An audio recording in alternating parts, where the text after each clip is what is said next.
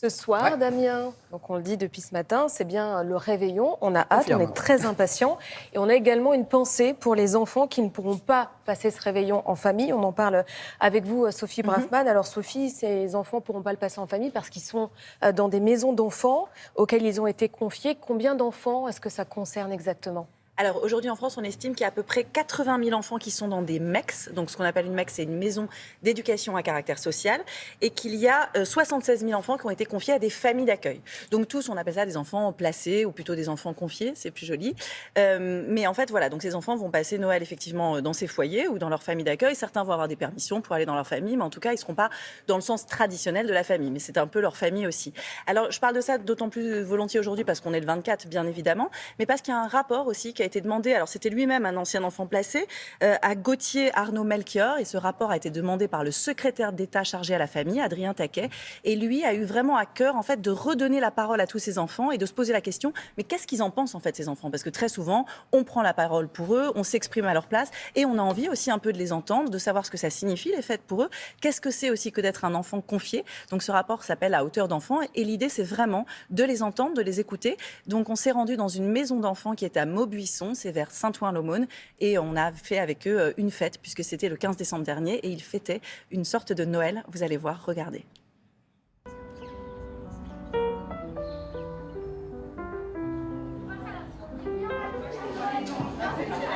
Moi, j'aime bien rester ici.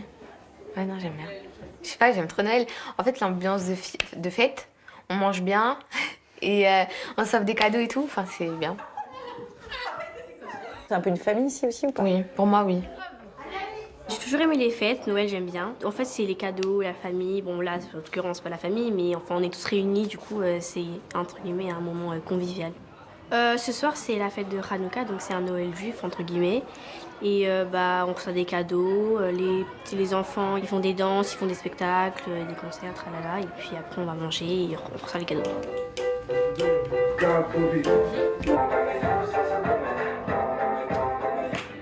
Toutes les fêtes sont des moments particulièrement intéressants.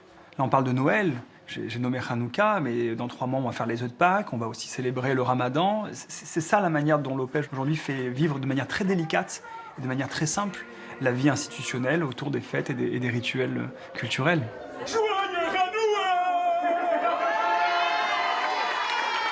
C'est une expérience unique que de vivre dans une maison d'enfants.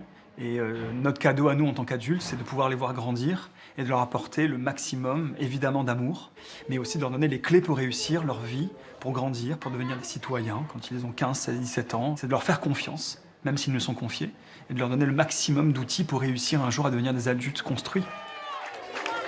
On est une grosse équipe pour soutenir ça et les aider à vivre ce moment-là, qui est un moment festif et finalement qui fait un peu abstraction de leur réalité d'enfants placés.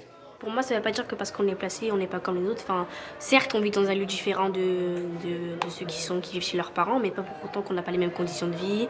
On n'est pas avec nos parents, mais on a des éducateurs qui s'occupent de nous. Mais ça ne veut pas dire qu'on est forcément différent des autres.